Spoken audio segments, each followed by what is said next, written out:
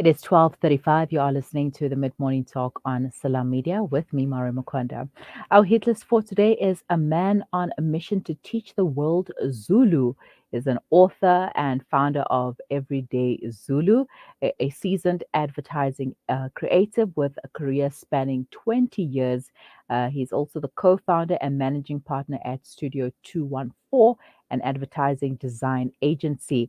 His agency's ethos is to create work that touches Africans, inspiring harmony, prosperity, and the celebration of this eclectic continent, her people, and their phenomenal cultures. He's here to share with us, and let's welcome him. Good morning, or rather, good day, Melusi, and thank you for joining me. Good day. Thank you for having me. Truly appreciate it. All right, it is a pleasure to have you on the show. Now, besides the brief description that I've just given, tell us a little bit about yourself. Who is Melusi Tshabalala? What makes you happy? What makes you angry? What makes you smile, etc.? Jeez. Okay. Um, I suppose the description that you read is kind of dated in some aspects. I think it's from 4 years ago. I no longer have that agency, Studio 214, but I'm still the same person. I'm a dad. That's the most important thing to me. I'm a father of three children. I've got a boy who's 19, a girl who turns 11 in a few months, and an 8-year-old boy. I live in Johannesburg, was born in Soweto. And since the publication of Melusi's Everyday Zulu, I've gone on to write two more books. The one book is called Magenge, We Need to Talk. It's just conversations between myself and young men and men in my life, and we share our thoughts on how to navigate the world as a black man. And then a few months ago, I think 3 months ago, I published a children's book called Gogo Magic and Her Magic Food Truck. And I also launched a family eatery, also called Gogo Magic. But I'm still in advertising. So in your intro, you said 20 years. Now we're going on 25 years. So in essence, that's me. Things that upset me, I try not to pay too much attention to them. Things that make me happy, my kids. Yeah. All right, so 25 years, that is a long time in the industry. Wow, kudos to Yeah. you. Now, you also a part of a Facebook group called Black Dads Are Cool Dads. And there is this misconception that black dads are not cool dads. Black dads are always strict. Black dads, you can't have a conversation with them. Everything negative about black dads. So, what do you think about that misconception, that narrative, and how can we change the way the world view black fathers? Look, that is a valid point, and I think in some, there are people whom it serves to vilify black men. But I think our job is not to necessarily engage those people and fight those people. That's really pointless. People have whatever agendas they have. I think what's important is, as with any change, it starts with you in your life. You really need to be present. You need to be there for your children, and even beyond your own children. There's a thing called social dads. As men, we need to fill in the gaps where other men, for whatever reasons, have left those gaps. But I think it is important to change the narrative around black men as fathers, and even those that are not dads, because if one section of our population is portrayed in a negative light, it affects all of us. I mean, it was Father's Day a few days ago, and it is such a contentious day where you find people use it to vent their anger towards the fathers of their children and even their own fathers.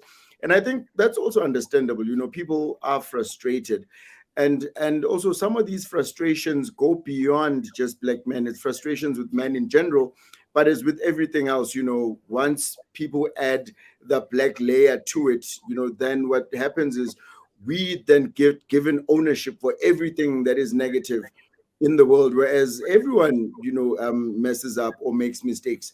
But yes, I think, as much as one can be part of a group, and I'm part of that group and several others, and it is just, there are days where you can't even talk to anyone, so it's good to talk to people who are going through similar situations. But what's key is to really start in your own space, start with your own children, but also importantly, it's to start with yourself. I think we need to do the work, we need to talk to professionals, and this is not just necessarily even about men or black men, as human beings and as individuals. Those of us with cars, we're quick to take our cars in for service and for repairs, but we never do that for our spirits, for ourselves mentally and psychologically. So until you can do the work on yourself, you're not going to be a cool black dad or a cool black mom or a cool Muslim dad or cool Muslim mom or anything. The work needs to start on yourself. Definitely. It all comes down to the individual. Work on Yeah. yourself, and then you'll be able to work on others. Let's talk a little bit about your writing. When did you fall in love with storytelling and decide to become an author, or is it something that you decided to do? Oh, I've always loved stories. I grew up with a mother who read to me quite a lot. I grew up writing, obviously, informally. And I, as a kid, oddly enough, it's one of those things. Only when I look back now, I wanted to be an author, but it wasn't something, growing up. That's not things that you really spoke about back then. And so, but I've been writing for a long time. As I said, I've been in advertising for almost 25 years. I'm not even sure. I think it is maybe 24 years. And my specialization is copywriting. So I write every single day. And then I got the opportunity to, the Melusi's Everyday Zulu book is the one that really opened the gates for me in terms of publishing my works. And so I started with the Everyday Zulu project on Facebook. And those posts that I had posted on Facebook, we then compiled them and turned that into a book. But there were also pieces that were written specifically for the book. And then I went on from there. Then, at least publishers then knew me. I had a bit more access to the publishing industry. So I wrote Magenga, We Need to Talk. And then I've now just this latest book, which is Gogo Magic and a Magic Food Truck. I also wrote, obviously. But this one I published myself. I funded, obviously, with the help of a funder, but I didn't do this through a traditional publishing house. And what I try and do with my writing is try and get people to think a bit, try and bring issues to the fore. And I don't necessarily have solutions, but I really do like making people think a bit, myself included. I mean, when you're writing, you know, you're also forced to think deeper than you usually do. So for me, all my stories and my writing are meant to spark something, particularly around injustice. In Gogo Magic and a Magic Food Truck, I speak about how, some children, due to how our economy is structured, where we have modern day migrant labor. I mean, if, for instance, if you're like me, well, not exactly like me, but let's say you live in an area like Four Ways where I live, and you're from Polokwane, what you then find there is that a lot of those children grow up without their grandmothers, right? Mm. Or some parents leave their children behind and come to big cities to work. That is an injustice. And that is as a result of apartheid spatial planning. And why it's important to me to write a book that talks about these things to kids is because you will find, our children find themselves in situations where their peers at school would be taught that they, as white people or Indian people or whatever people, are well off because of hard work. And we do not Mm. speak about the systemic things that have led to us being here. So the last thing, you find people say, no, let's not talk about the past, but the past continues to influence who we are and how we operate in these current times. So for me, in this book, even though it's a fun a fiction book, I touch on issues And I encourage children to go have these conversations with their parents to say, Mom, Dad, why is it that informal settlements are full of black people and not too many people of other races? Because children then grow up believing that is just the nature of things, whereas it's not. Mhm. Mm-hmm. Very true and important points that you have just raised there, Melusi. And one of the things I've also noticed is that when you raise these issues and when you want to talk about it, people will tell you and vilify you and tell you, but apartheid happened many years ago. Why can't you just move on? And but you can't move on because what has happened back then is there might not be the racism that we experienced back then, or anything else that we experienced back then. But still, it's part of that system. The system of apartheid just made everything the way it is today. Now, what was the inspiration behind your books? Let's start first with Mageng and We Need to Talk. Okay, so I think that it was in 2019. I first had the idea to write Magenge We Need to Talk in 2019, but it didn't start out as Magenge We Need to Talk. My marriage collapsed quite spectacularly in at the end of 2018, and I was in a very dark place, and my friends, my guys were really there for me. So I was going to write a book. I had started writing a book celebrating just friendship, and in particular male friendship. But then as I paid attention, because when you, as I said, when you start writing, you start observing things that you might not have paid attention to before. And as I paid attention, I could see that conversations around men, were not entirely positive, and there were things that we were getting ourselves involved in, things that we had been getting ourselves involved in for a long time. And the definition of what a man is and what a man does was being interrogated. And I also started looking. And when I looked deeper, I thought, man, maybe this is perhaps not the time to write a book celebrating male friendship. Maybe this is time to write a book where I say, gents, let's look deeper at ourselves and see, how we can do better if we believe we can do better. That's, I don't say we can do better. I say take a look at yourself, take at a look how you're living. And the book is written for, the way I've positioned it, for young men from the ages of about maybe 17 onwards, right? So as I say, as I describe it, I say it's my love letter to my nephews and my brothers. But it's about just, when I was looking at how black women were complaining, I was looking at the stats. We are at the center of all the terrible stats, and I just said, gents, let's talk, and not necessarily talk to me, but amongst ourselves, and maybe talk to, and I mean, you look at suicide rates, they're so high. Talk to counselors, talk to elders, but something needs to give. So that's the genesis of that book. Mm-hmm. Right. And your mission on teaching the world Zulu, tell us a little bit about that. you know it didn't start as a mission to teach the world this is Zulu. To be honest, I had zero interest in that. um as I said, I've worked in advertising now for over 2 decades. And within the Mm-hmm. first few months of working in advertising, I was frustrated by how the ad industry treats African languages. You would Mm-hmm. write in English, and then it gets translated to the African languages. That has improved quite a bit. But what then happens, for instance, is that when you go into studio, in fact, I am in studio right now recording radio ads. I've just taken a gap to come talk to you. And what then happens is they'll record the English, and then everybody leaves, right? Just leaving the sound engineer, and no one does quality check on the ads that are recorded in the other languages. And if you're listening to any course, like I sometimes do, you go, wait a minute, even this person that's performing in this ad is not even Umzulu, because no one cares and things are not being pronounced properly. And so it was something that had frustrated me for a while. In fact, it had frustrated me to a point where I had left the industry. I think it was in 2009. I decided I'm out of here. I went and I got into entertainment. That's a story for another day. And then I returned. And then in 2017, I'd written this article really making a point and appeal to the industry, and I was going to get it published.